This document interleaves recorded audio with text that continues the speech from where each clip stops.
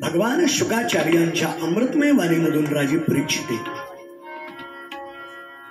या गंगेच्या तीरावरती ही कथा श्रवण करू लागलं. आपण सुद्धा या श्रीमान धरपडे सर यांच्या निवासस्थानावरती ही कथा आपण सर्वजण श्रवण करताय. उद्धार केला. हिरण्यकश्यपू एवढा त्यांनी अवमान देवाचा केला, नाव घेऊ दिलं नाही. पण तरीही प्रल्हादानं माझ्या बाबांचा क्षमा करावी. देवा तुम्ही क्षमाशील आहात, उद्धार करा.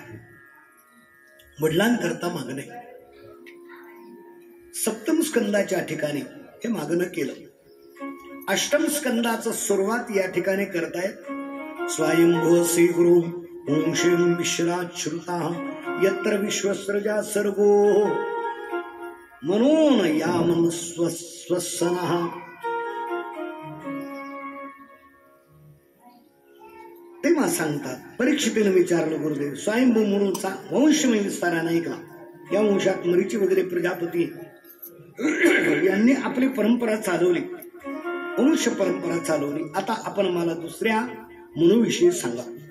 या कल्पामध्ये स्वयंभू एकूण 8 प्रकारचे मन्वंतर.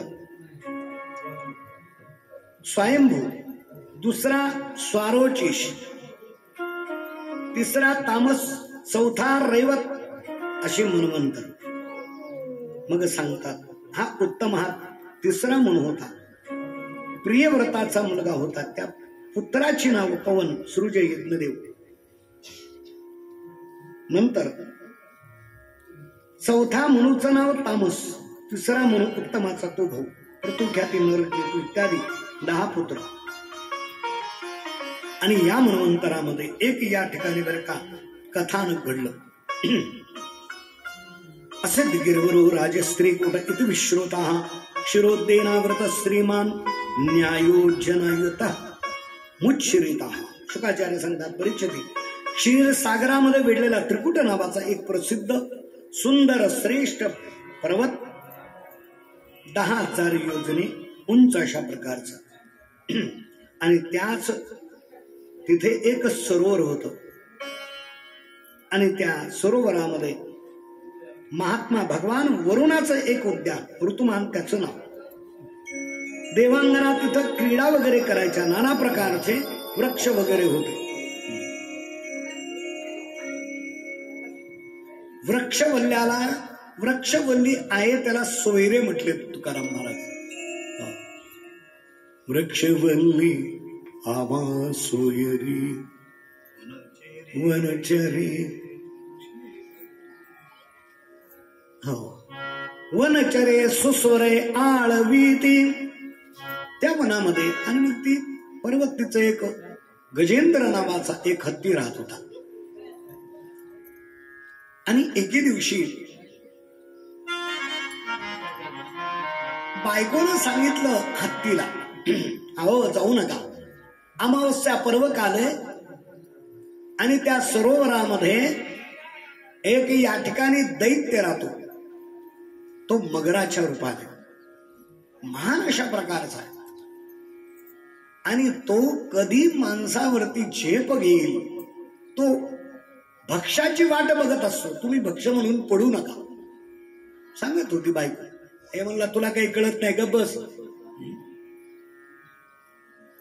मला कळत नाही का कुठं जावं, कधी जावं, कोणाकडे जावं. मी जाणार म्हणला, तुझं ऐकणार नाही. आम्ही ऐकत नाही. तुम्ही आम्ही अशीच जीव आहे, ऐकला नाही. गेला स्नान करण्याकरता.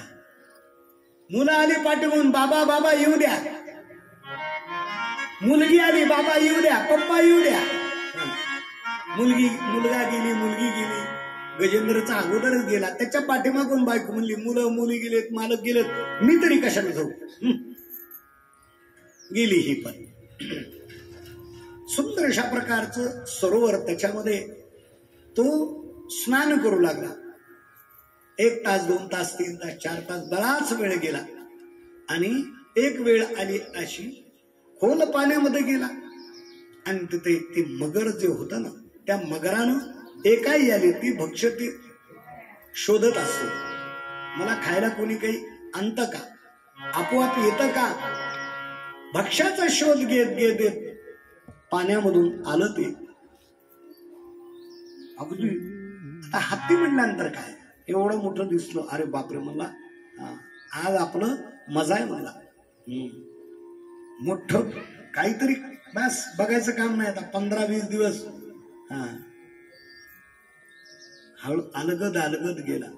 अगदी मुरमुराद आनंद घेत होता पाण्याचा. बायको यायची पाणी घालायची, पोरं यायची पाणी घालायची, मुलगा काय मुलगी काय बायको काय स्नान घालायची सोंडीनं. मी म्हणलं ना, त्या वनचाराला सुद्धा एक म्हणजे भावन आहे, त्यांना सुद्धा एक संसार आहे. आहार निद्रा भय मैथुनांची सगळे त्यांना. बराच काळ झाला, हा मगर आला, पाय पकडला, काही कळालं नाही. दात ज्या वेळेला घुसायला लागली मध्ये घट्ट वेदना होऊ लागल्या. ती तळपायाची वेदना गुडघ्यापर्यंत गेली, गुडघ्याची मांडीपर्यंत गेली, मांडीपर्यंतची पोटापर्यंत आली, मस्तकामध्ये वेदना गेल्या. त्यावेळेला कळायला लागले, अरे अरे आपल्यावर कोणीतरी आक्रमण करतंय, आपला आता नक्कीच जीव जातोय. तुम्ही आम्ही असेच आहेत. त्याचं नाव एकाएकी आमच्या मुखाला येत नाही. आम्ही धावा करतो, ए बंड्या माझं पोट दुखायलंय दवाखान्यात नाही, ए बेबी माझं डोकं दुखायलंय, काय ग ऐकलंस का, थोडं पाणी आणतेस का. हा ओरडू लागला पोराच्या नावात. किती वेळपर्यंत पोरं पोरी लेकर धावा करायला लागले. एक धावा ऐकला, पोरगी म्हणली बाबाला काहीतरी झालंय. बाबा आवाज द्यायला लागलाय, चल रे बंड्या चल रे बंड्या. इकडे पानामुरात मनमुरात आनंद यायला लागले. बायको एका बाजूला घेऊ लागली. काय झालं बाबा, काय झालं. काही नाही रे, फार पायाला वेदना व्हायल्यात, काहीतरी टोचल्यासारखं होते. चला बाबा चला माघारी परत चला. नको बाबा इकडं खोल आता जाऊ नका. बरोबर म्हणला. वडायला लागले पोरं. हा हत्ती ओढल्या जात नव्हता. कारण काय, मगराचं वजन त्या क्षेत्रामध्ये, ज्या त्या क्षेत्रामध्ये त्या त्या पशुचं, त्या त्या पक्षाचं, त्या त्या माणसाचं वजन असं बघा. म्हणून जे ते क्षेत्र ज्याचे त्यांनी व्यापलेलं ना, त्या क्षेत्रामध्ये जाण्याचा अधिकार नाही. आता दुसऱ्या क्षेत्रामध्ये गेला ना तो, ज्याचं त्याचं क्षेत्र आहे महाराज, गेलं ना पाहिजे. तिचं वेदनाच आहेत आपल्याला, वेदना. बायको आली, पोरं आली, 1 दिवस गेले, 2 दिवस गेले, 3 दिवस गेले. आई म्हणली फार भूक लागली आई, मी चालले बाबा. गेली. ए आई दीदी गेली घरी. हाई गेला. नाही म्हणली अहो थोडा आता थांबा, मी आत्ता जाऊन येते. पोरं गेले, पोराला भाकरी चपाती काहीतरी करावं लागेल. पोराच्या नादानं निघून गेला. सगळे निघून गेले. विचार केला, मी जीवनामध्ये एकटाच पडलो. सुख के सब साथी दुख में ना कोई. सगळे सुखाचे सोबतीत, नाही कुणाचे कुणी. तुझे मोहे रे कुणी, नाही कुणाचे कुणी. तुझे मोहे रे कुणी, हाजीर झाली एक बाबांना माझे माझे म्हणून. हाजीर झाली एक बाबांना माझे माझे म्हणून. एक लंबाना माझे माझे मनने. आगीत दासील एक लंबाना माझे माझे मनने.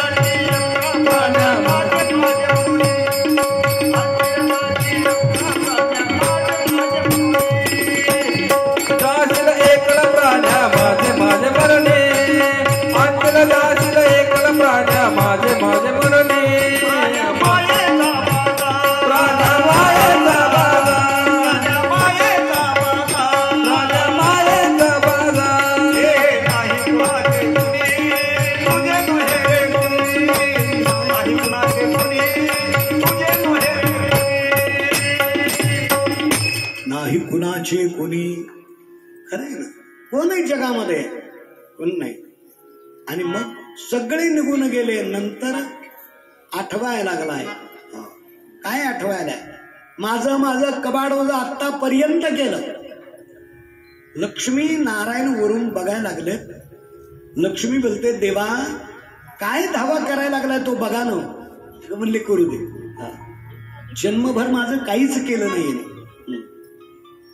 नुसतं मुलासाठी मुलीसाठी त्याला विचारलं, बाबा हा बंगला कोणाचा आहे?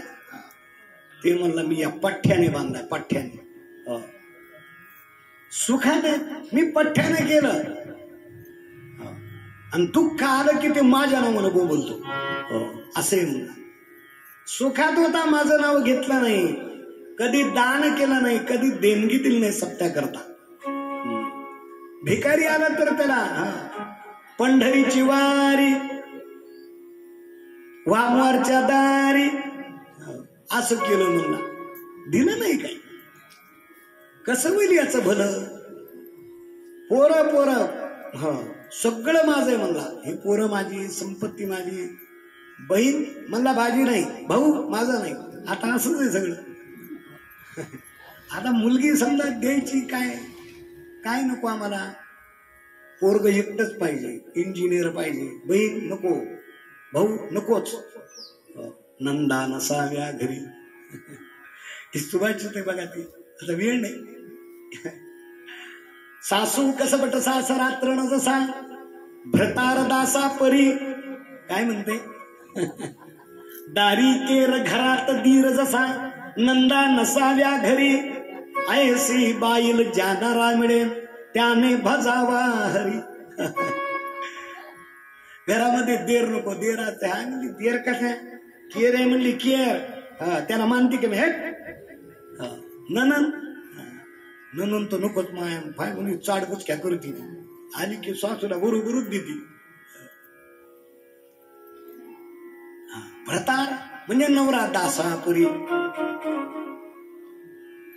उठ म्हणला उठला, बस म्हणला बसला, आणि एक दिली की सुटला. आता म्हणजे नवरा आहे बा. त्याला मानते कमी. आशीबाई ही ते सुभाषिकाचे श्लोकाकार म्हणतात किंवा आशीबाई ज्याला मिळेल त्याने भजावा हरी. तसं याने काही केलं नाही. सतत म्हणजे आज्ञेत राहिला तो स्त्रीच्या मुलांच्या. सगळं काही त्यांनी उदरभरणा करता केलं. माझ्या करता केलं नाही. अहो नाही म्हणले, भक्त आहे तुमचा, जाणं काही हरकत नाही. नाही म्हणला, नाही जाणार. थकला तो. आणि मग शेवटी त्याला आठवलं की आता कोणी नाही. हरी शरणम हरी शरणम हरी शरणम हरी शरणम. शेवटी पुन्हा मग हरी शरणम हरी शरणम. बघा म्हणले धावा करायला लागलाय. 1 दिवस 2 दिवस 15 दिवस धावा केला त्याने.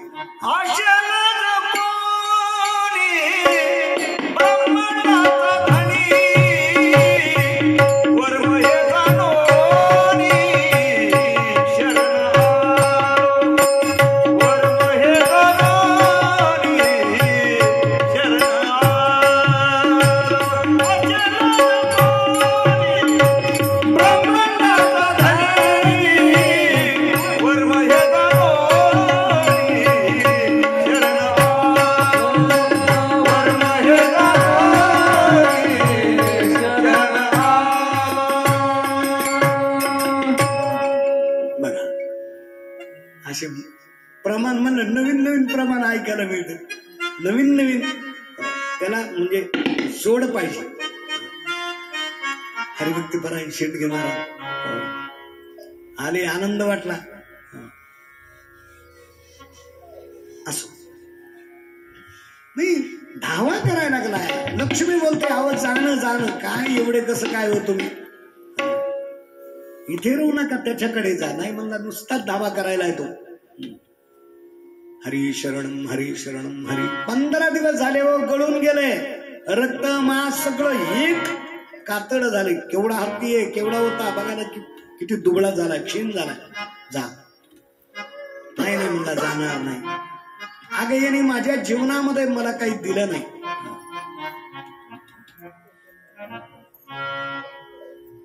आणि मग विचार केला याने, मी खरंच आहे. याला लक्षात आलं, सगळे निघून गेले, आता एकटाच आहे. ध्यान करायला लागलो मी, नुसता ध्यान करायला लागलो. आणि मग त्याने विचार केला, आजूबाजूला त्या सरोवरामध्ये कमळाचं बनच होत.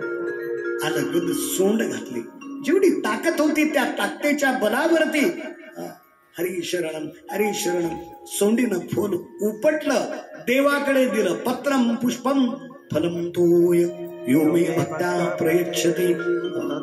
देवाला दिलं पाहिजे. काय द्या? पत्रम पुष्पम फलम तोय. दिलं देवाला.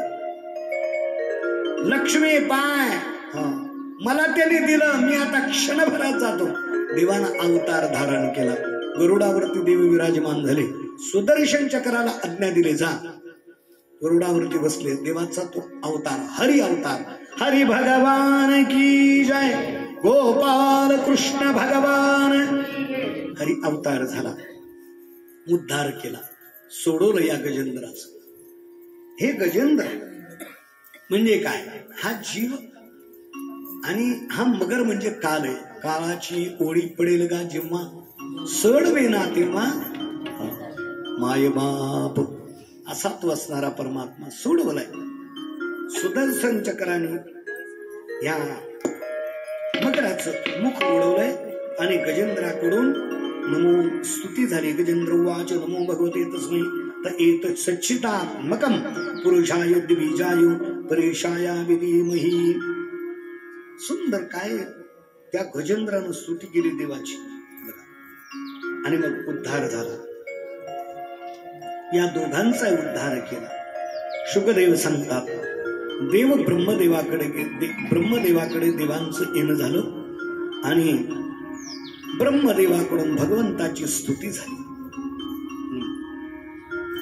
देव आणि दैत्य यांनी एक कार्य केलं. कोणतं कार्य केलं बरं का?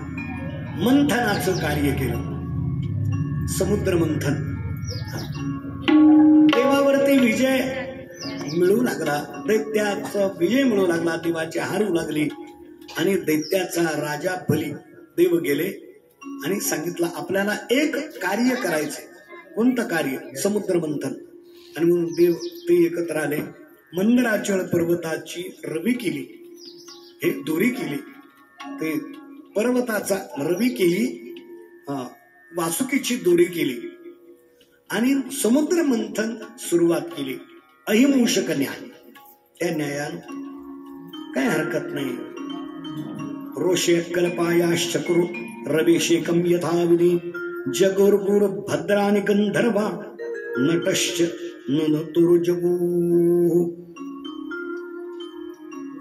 यांचा मंथन केलं आणि मंथनामध्ये मग त्यांनी पहिल्यामध्ये काय निघालं? मंथन करावं लागतं. मंथन. मग मंथन केल्यानं काय होतं? आम्हाला डॉक्टर बनायचंय. आम्हाला शरीर आणि मनाचं, मन आणि बुद्धीचं मंथन केलं पाहिजे. आम्ही डॉक्टर बनतो. आम्ही मंथन केल्याशिवाय आम्हाला काहीच मिळत नाही. हाच भाव आहे याच्यामधून. आम्ही कार्य केलं पाहिजे उत्कृष्ट, त्याच्याशिवाय आम्हाला मिळत नाही. शक्ती आणि युक्ती दोन गोष्टी वापराव्या लागतात. शक्ती दैत्याकडे होती आणि युक्ती देवांकडे होती. म्हणून मंथन करावं लागतं. ते मंथन केलं. मंथन करता करता काय केलं? पहिल्यांदा हलाहल निघालं, विष निघालं. ते विष कोणी प्राशन करावं? महादेवांकडे गेले. महादेवाने प्राशन केले ते विष. विष कंठामध्ये ठेवलं. पोटामध्ये नाही आणि मुखामध्ये नाही. पोटामध्ये ठेवलं तर काय होईल? मृत्यू तात्काळ आहे. म्हणून कंठामध्ये ठेवलंय. म्हणून नीलकंठ नाम प्रसिद्ध झाले. म्हणून महादेवाचा निळाकंठ आहे. म्हणून त्याला नाव आहे नीलकंठेश्वर. गंगाधर त्यांनी काय केलंय? गंगा आपल्या माथ्यामधून काढली गंगाधर नाव. म्हणून ते पहिल्यांदा हालांना निघालं. अशा प्रकारे 14 रत्न निघाले आणि चंद्र निघाला, गंगा निघाली, दारू निघाली, गाय निघाली, हो ऐरावत नावाचा घोडा, हत्ती निघाला, हे भास्कर, हो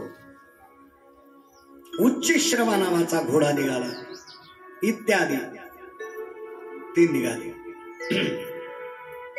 आणि मग शेवटी सगळं निघालं, सगळं सगळ्यानं घेतलं आणि देवाला विचार केला, आता ज्याच्याकरता आपण हा खटाटप करतो ते म्हणजे निवेचन. कशा करता? अमृत, अमृत आहे की नाही? अ म्हणजे नाही, मृत जे मरू देत नाही ते म्हणजे अमृत आहे. झोप येऊ देत नाही ते म्हणजे अमृत आहे. आता प्राशन केलं ते अमृतच आहे.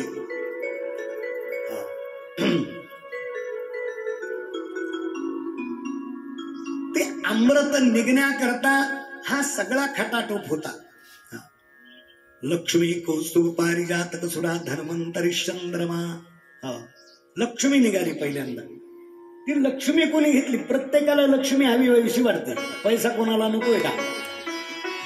अहो 1 रुपया दिला लेकराला, ते म्हणतं नाही बाबा 10 रुपये द्या. कॅडबरी येते का याच्यामध्ये?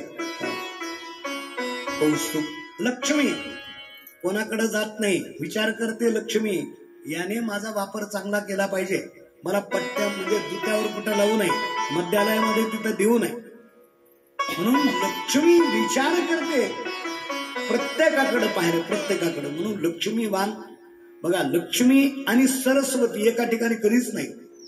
आणि ज्याच्याकडे लक्ष्मी आहे आणि सरस्वती आहे तो महाभाग्यवान समजा. ते लक्ष्मी सगळ्याकडे पाहिले, इंद्राकडे पाहिले. अरे म्हणले गर्वानं फार म्हणले याला काय अप्सरेचा नाद आहे, गायनाचा नाद आहे, नाटक पाहतो म्हणला, त्याच्याकडे गेलं तर मला लावील तो दिवटावर, डायरेक्ट उधळून टाकेल. म्हणून पाहायला एकच दिसला बरं का, परमात्मा शांताकारं भुजगशयनं पद्मनाभं सुरेशं विश्वाधारं गगनसदृशं मेघवर्णं शुभांगं. गेली लक्ष्मी, लागलीच उडी मारली ना हार घातला. लक्ष्मी कौस, लक्ष्मी नारायणाचा जोडा. मग आपण बोलतो की नाही, एखादं जोड पाहिलं काय लक्ष्मी नारायणासारखा जोडा दिसतोय, तेच लक्ष्मी नारायण. कौस्तुभमणी कुठं घेतला? गळ्यात वक्षस्थली कौसुवम. लक्ष्मी कौसुव पारिजातक सुरा. पारिजातक इंद्राणी, सुरा होणाऱ्या दैत्य. दैत्य दैत्य म्हणजे कोण? दैत्य म्हणजे मध्य, म्हणजे जे मांसाहार ज्यांना इतका लागतो, अति लागतो आहे की नाही, तेच राक्षस आहे. राक्षस राक्षस म्हणजे कोण? हेच अनाचारी. मी त्या दिवशी सांगून गेलो, 3-4 जीवनामध्ये उद्धार आहे. एक आचार, एक विचार आणि उच्चार आमचा उद्धार आहे. एक व्यभिचार, एक भ्रष्टाचार आणि एक अत्याचार, हेच दैत्यत खरे. त्याच अधःपतनच, अधोगती त्याला मिळते 3-4 जीवनामध्ये. मग हे 3-4 जीवनामध्ये यावेत याच्याकरता भगवत आहे, याच्याकरता सत्संग आहे, याच्याकरता रामायण आहे, याच्याकरता भगवद्गीता आहे, याच्याकरता ज्ञानेश्वरी पारायण आहे, याच्याकरता अखंड हरिनाम सत्ता आहे. हे दारू हे दैत्याने घेतले, विष महादेवानं घेतलं. रंभादी देवांगना कुणी घेतल्या? इंद्राने घेतल्या. त्याला आवडत होत्या. उच्चश्रवा भास्करा, उच्चश्रवा घोडा, ते कुणी घेतला? सूर्याने घेतला. चंद्र, गाय, कामधेनू देवांनी घेतली. चंद्राकडे अमृत आहे. आता त्या अमृताची, त्या संकष्ट चतुर्थी आणि अमृताचा मोठा संबंध आहे. सांगायला आता उद्याच्या कथा सत्रामध्ये. असो. आणि शेवटी देवाला एक अवतार घ्यावा लागला. देवाला काय मंदिराचे पर्वत ते खाली खाली जाऊ लागला. देवानं एक अवतार तिथं धारण केला. तो म्हणजे कासवाचं रूप देवाला घेतलं. कच्छ भगवान तिथं झाले. रवी खाली खाली जाऊ लागले. आता काय होतं, मिक्सर जर लावला आपण, त्याच्यावरती झाकण जर टाकलं नाही, काय होतं, चटणी उडेल ना. खोबऱ्यात चटणी कोणती काढता की नाही तुम्ही, उडून जाईल ते झाकण. पण देवानं त्याला दाब देण्याकरता अजित अवतार घेतला. अवतार सूक्ष्मतम अवतार तुम्हाला आम्हाला आनंद देण्याकरता, विशिष्ट पद्धतीनं कार्य करण्याकरता तो सूक्ष्म अवतार देवाने घेतला. आणि देवानं एक अवतार पुन्हा धारण केला, मुख्य अवतार. देवाना अवतार मृगनयनाय रसिक मोहिनी मोहिनी कामिनी मृगनयनाय रसिक मोहिनी. देवानं अवतार घेतला. सुंदर अशा प्रकारचं रूप आहे देवाचं, मोहिनी नावाचं. मोहिनी भगवान की जय. 9 वार साडी नेसलेली आहे, नाकामध्ये नथनी घातलेली आहे, कानामध्ये सुंदर अशा प्रकारचं आभूषण घातले, कपाळामध्ये भांग भरलाय म्हणजे ती सिंदूर भरलाय, केसाची रचना केली, कंबरपट्टा बांधलाय, पायामध्ये पैंजण आहे. मग ती फार सुंदर नाट्यगीते मारली. आवाज चला ना माझा, नाही त्याला फार खाली यावं लागतं. मृगनयनाय मोहिनी कामिनी मोहिनी मृगनयनाय रसिक, सगळ्याला मोहित करणारी, मनाला रसना देणारी, ती म्हणजे रसिका. हातात कमंडूक ते पात्र घेतलंय आणि यायला लागली. सगळ्याला वाटायला लागली ही मला पाहिजे. मोहिनी कोणाला नकोय का? चांगलं कोणाला आवडत नाही का? ती मोहिनी घातली आणि मग सगळ्यांना अमृत वाटलं. कोणाला दिलं, कोणाला नाही, कोणाला दिलं. आणि सगळं अमृत वाटून झाल्यानंतर मग पुन्हा तरीही पुन्हा देव आणि असुराचा संग्राम झाला. वाटू लागलं की आता हे काय विचित्र या ठिकाणी बरं का. आणि नंतर देव आणि असुराची पुन्हा संग्राम झाला आणि त्याची समाप्ती मध्यस्थी देवाने ब्रह्मदेवाने केली. आणि पुन्हा महादेवानं सांगितलं, देवा दुसरं तिसरं कोणी नव्हतं, अमृत आणण्याकरता ते तुम्हीच होता. म्हणून पुन्हा एकदा मोहिनी रूप महादेवाला दर्शन दिलंय. आणि मग सांगतात स्वर्गावरती बलिराजाचा या ठिकाणी विजय झाला. आणि विजय हा मिळू नये म्हणून मरीचीचा काश्यप आणि काश्यपाला 2 राण्या, एक दिती, ते दैत्य झाले. आदिती आणि तिच्यापासून देव. त्या आदितीला एक काय केलं त्यांनी, पयोव्रताचा उपदेश केला. आणि उपदेशाच्या निमित्तानं देवाला अवतार धारण केला. तो अवतार म्हणजे वामन भगवान की जय, गोपाल कृष्ण भगवान की. वामन भगवंताचा उपनयन संस्कार म्हणजे मौंज. आता ते मौंजीचा प्रकार असा आहे, त्या 3 वर्णामध्ये मौंज सांगितल्या, ब्राह्मण, वैश्य आणि क्षत्रिय. मौंज झाल्या. कारण काय, उपनयन, उप म्हणजे जवळ, नयन म्हणजे डोळा, ज्ञानचक्षु तिथं प्राप्त होतो म्हणून मौंज करावी असा नियम आहे. म्हणून ते मौंज या देवाची जीव अवतार झाला देवाचा. देवाची मौंज होऊ लागली. पाहिवाळे पैंजना लागी शोभा, गोपी मध्ये ठेंगना कृष्ण उभा, ऐसे त्याचे क्रीडविती कुमारी, पाया देव वामनो ब्रह्मचारी, बडवाचार्यो शिवम भवतु सावधान. देवाची मौंज झाली वामन रूपामध्ये. आणि नंतर ज्ञान संपन्न नाना प्रकारचे कोणी प्रत्येकानं काय काय दिले, मेखला दिली, कोणी कमंड दिला, कोणी भिक्षेचं पात्र दिलं, कोणी या ठिकाणी जानवं दिलंय, कोणी काठी दिली, कोणी लंगोटी दिली. आणि मग तो भगवान म्हणजे वामन रूप. वामन म्हणजे बटू अवतार, बटू रूप झालं. आणि देवाला कळालं या दानामध्ये दान करणारा हा बली आहे, बलीकडे जावं, यज्ञ चालू आहे. म्हणून बलीकडे गेला. बलीनं पूजा केली. नमो ब्रह्म नमो सुदंताय सहस्त्रमूर्ते सहस्त्रपादा शिशूर बाहवे सहस्र नामने पुरुषाय शाश्वते सहस्त्र कोटी युगधारिणे नमः. इथं म्हणतात ब्राह्मणो ब्रह्मवित्तमा. तिथं त्या बटूची पूजा केली. शिवाप संतू संतू शिवाप, हाताची पूजा, पायाची पूजा, कपाळाला गंध लावले. आणि काय देऊ म्हणला दान? मुलगी देऊ का? तुमचा मुंज झाली, लग्न लावून देऊ का? कन्या दानामध्ये सगळं मी तुम्हाला देईन, भांडे पात्र जमीन सगळं देईल. वाटल्यास माझ्याकडेच राघोर जावय वा. म्हणलं नको बाबा, काय होईल बर जावय. तिला मग त्यांनी सांगितलं काय पाहिजे, काय नाही मला. 3 पाद, त्रिपाद भूमी दत्तवा, 3 पावलं मला जमीन पाहिजे. ठीक आहे म्हणला देवा. त्या कमंडलू मध्ये तो लपला नाही.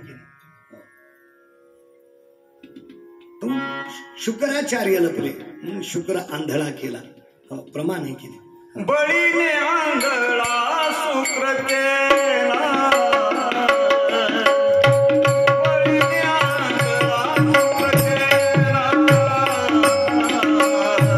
बळीने आंधळा शुक्र केला,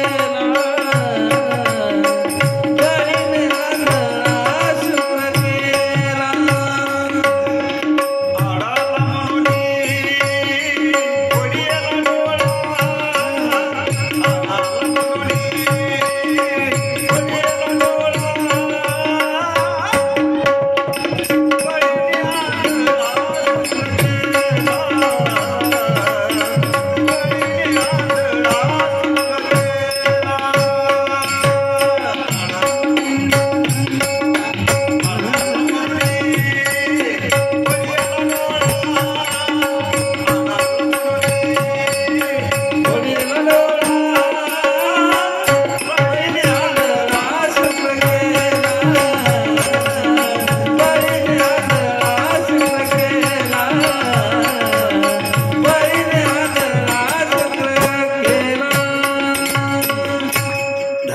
आडाला म्हणून वडियाला डोळा, होत असते. धर्माच्या आड एखादा आला ना देणगी मागायला, नाही महाराज सत्ता ठरलाय, मग किती द्यायची देणगी? काही नाही, द्या ना 1000 रुपये. दुसरा लय येड्या 1000 असतील काय, 500 दे. काय होत असत? शुक्रासारखी शुक्राचार्यासारखी गत होत असते. ती कमंडलूमध्ये लपला, पाणी कस काय पडेल, मला दान द्यायचंय, संकल्प करायचाय. तो आडवा आला आणि मग दर्भाची काडी घातली, एक डोळा फुटला. मग शुक्र आंधळा केला, भळभळ रक्त व्हायला बाजूला सरकला, पाणी पडलं. सांगत होता, अरे हे असणाऱ्या राजा, तू दानी, त्याला माहित आहे हा देव मायावी आहे, तो बटू बनवून तुझ्याकडे आला, पाताळात नेण्याकरता. ऐकला नाही आणि मग त्याने दान दिले. 2 याच्यामध्ये 2च पावलामध्ये पृथ्वी आणि स्वर्ग व्यापला. सांग बोली, 3रं पाऊल कुठं ठेवू? आणि मग काही नाही, माझ्या माथ्यावर 3रा पाऊल. आता प्राण जाय परत वचन न जाय. हे केले, प्राण गेला तरीच वचन दिलं आणि मी 3 पावलं दिले. आणि मग त्या पद्धतीनं बलीला आपल्या बंधनामध्ये अडकून घेण्याकरता हे त्रिपाद भूमीचं या ठिकाणी बरं का कार्य देवाने केले. आणि अतळ वितळ सुतळ तळातळ आणि रसातळ सप्त पाताळाचं दर्शन या बलीला दाखवलंय आणि बलीला मुक्त केलाय. आणि मग सांगतात, देवाने एक सत्यव्रत नावाचा राजा, तो काय करायचा राजा, पाणी पिऊन उपवास करायचा. एके दिवशी कमंडलूमध्ये एक या ठिकाणी मासळीच्या रूपामध्ये देव आला. हे राजा, हे सत्यव्रता, इथून सोडणं, मला मोठ्या याच्या पात्रामध्ये टाक. जगामध्ये टाकलं. पुन्हा बोलू लागला, हे सत्यव्रता, माझा कोंड मारा बैलाय, आडामध्ये टाकला. हे सत्यव्रता, पुन्हा मी कोंडून चाललोय, माझा आकार वाढायला. आणि मग हळूहळू असं करता करता सरोवरामध्ये, आणि सरोवरामध्ये टाकल्याबरोबर देवाने अवतार धारण केला. मत्स्य भगवान की जय बोलतोय. हे राजा, काही दिवसामध्ये आता तुम्ही कशा करता अवतार धारण केला? पहिल्याच श्लोकामध्ये बघा, ज्या वेळेला म्हणजे 3 श्लोकामध्ये त्या ग्रंथाचं नमन केलं, मंगल केलं. निगम कल्पतरोर गलितम फलम. ही फळ म्हणजे कशाचं? श्रीमद भागवत. निगम, निगम म्हणजे वेद. म्हणून 4 वेद आहेत. राजा, आता प्रलय होईल. प्रलय जसा जसा होईल तसं तसं तेही वेद बुडतील. म्हणून तुला काय, एक मासा येईल. मी माशाच्या रूपामध्ये मी सांगायला आलो. मासा मोठा येईल, त्याला शिंग असतील. त्या शिंगाला जहाज बांधायचे आणि जहाजामध्ये तू बसायचे. तुझ्या मांडीवरती वेद घ्यायचे आणि जसा जसा पुढे जाशील माग माग तसा प्रलय होत जाईल. राजा, हे सांगण्याकरता आलो आणि नमस्कार केला आणि ही त्याला बोध केला. आणि म्हणून सत्यव्रतस्य राजर्षी माया मत्स्य संमुखिनः संवादम महदाख्यानम श्रुत्वा मुच्चेत किल्बिषः. मग यांनी काय केलं? त्या सत्यव्रत नावाच्या राजाला 4 वेदाचं निरूपण सांगितलंय. तेच निरूपण 11 स्कंदाच्या ठिकाणी भगवंतांनी उद्धवाला केलं. ज्ञान वेदांचा बोध. आणि या सत्यव्रताबरोबरच इथे 8 स्कंदाची सांगता केली. गोपाल कृष्ण भगवान की जय. आणि मग बोलतात, राजोवाच मनमंतराणी सर्वाणी तुयुक्तानि श्रुतानि मे वीर्यानंत वीर्यस्य हरिसत्सर कृतानि चो. बोलतात मागील कल्पाच्या शेवटी ब्रह्मन, मी सगळ्या राजाचे वंश ऐकले, सगळे अंशात्मक रूप चरित्र ऐकले. आता मला काय सांगा? सोम सूर्यस्य पावना, चंद्र आणि सूर्यवंशातले राजांचं चरित्र आणि देवांचं चरित्र सांगा. आणि मग सांगतात, पूर्वी मग मरीचीच्या अंशामध्ये परीक्षिती मनोवंशाचं वर्णन. परमात्मा सर्व प्राण्याचे आत्मा आहेत. ब्रह्मदेवाच्या मनापासून मरीची, त्याचा पुत्र कश्यप, दक्षकन्या आदितीपासून विवस्वान सूर्य हा पुत्र झाला. विवस्वानाचा संज्ञा नामक पत्नीपासून श्राद्धदेव मनुचा जन्म झाला. परीक्षिती संयमी राजा श्राद्धदेवाला श्रद्धेपासून 10 मुलं झाली. एक इक्ष्वाकू नृग शर्याती दिष्ट भ्रष्ट पुरुष निर्षंत प्रेक्षक नभक आणि कवी अशी त्याची मुलं. म्हणून इक्ष्वाकू हा म्हणजे सूर्यवंशाचा मूळ या ठिकाणी पुरुष हा राजा इक्ष्वाकू. याच वंशामध्ये प्रशग्र, याच वंशामध्ये महर्षी च्यवन, याच वंशामध्ये शर्याती आणि याच वंशामध्ये नाभाग, आणि नाभागाचा एक झाला अंबरीश. त्या अंबरीशानं एकादशीचं व्रत करायचं ठरवलं. मी सांगितलं त्या दिवशी दशमीचं, एकादशीचं फळ पाहिजे असेल तर दशमी शुद्ध पाहिजे, आणि एकादशीचं फळ हे द्वादशीचं फळ पाहिजे असेल तर एकादशी त्या मार्गाने जाऊन केली पाहिजे. मग सकाळपासून उठल्यापासून सकाळपासून ते संध्याकाळपर्यंत असं नको व्हायला. गाढवावनी चर पण एकादशी कर. एकादश्यां विशेषेण जया नाही नेम एकादशी व्रत जाणावे ते प्रेत महायुगी. युगामध्ये आमच्या त्या जन्म आहे ना, त्या जन्मामध्ये ते व्रत सांगितलेले. एकादशी काही दिवस सांगितले, सोमवार, गुरुवार, काही योग सांगितलेत, वैद्रत योग त्याच्यावर दान करावं, व्यतिपात योग दान करावं, काही तिथ्या सांगितल्या. ते पंचांग तुम्ही देवा पंचांगामध्ये बघून सांगा. पंचांग म्हणजे कोणते? तिथी वारण नक्षत्रानाम योगा करण मेवच, याला पंचांग म्हणतात. आम्ही तिथी बघितली पाहिजे, वार बघितला पाहिजे, नक्षत्र बघितलं पाहिजे, योग बघितला पाहिजे, करण बघितलं पाहिजे. योगा करण मेवच ते पंचांग सांगतात. मग ते एकादशी हे व्रत करायचं राजा. आणि एके दिवशी एकादशीचं व्रत झालं, द्वादशी सोडायची, तर त्यावेळेला दुर्वास मुनी आले. या महाराज भोजन करा. येतो मी आता, काही हरकत नाही. तव राजा आटोप तुझं. द्वादशीचं असं व्रत आहे की त्या घटीपर्यंत आमचं सगळं झालं पाहिजे. देवपूजा झाली पाहिजे, देवाला नैवेद्य झाला पाहिजे, देवाची आरती झाली पाहिजे. साधू संत अतिथी ब्राह्मण स्वाशीन पशु पक्षी प्राणी आणि अतिथी पाहुणा एखादा, ते सगळे भोजन झाले पाहिजे. त्यावेळेला ती आम्हाला एकादशीचं फळ, द्वादशी जर आम्ही योग्य वेळेला सोडली तर.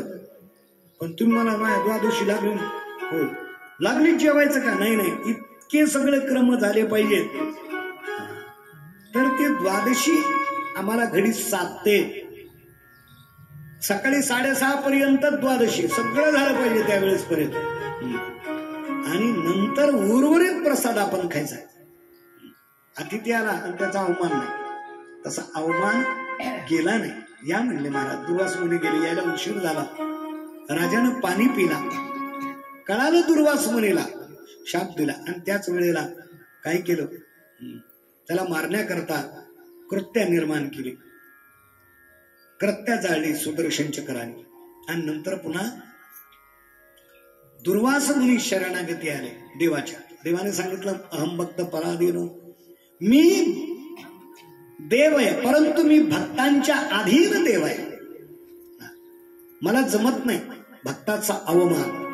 अहम भक्त पराधीनो, मी भक्तांच्या अधीन आहे. तुम्ही भक्ताकडे जा, त्याची शरणागती पत्करा.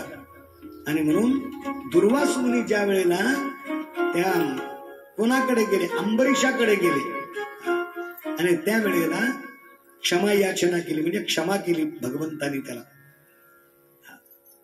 प्रसन्न झाले देव. मी भक्त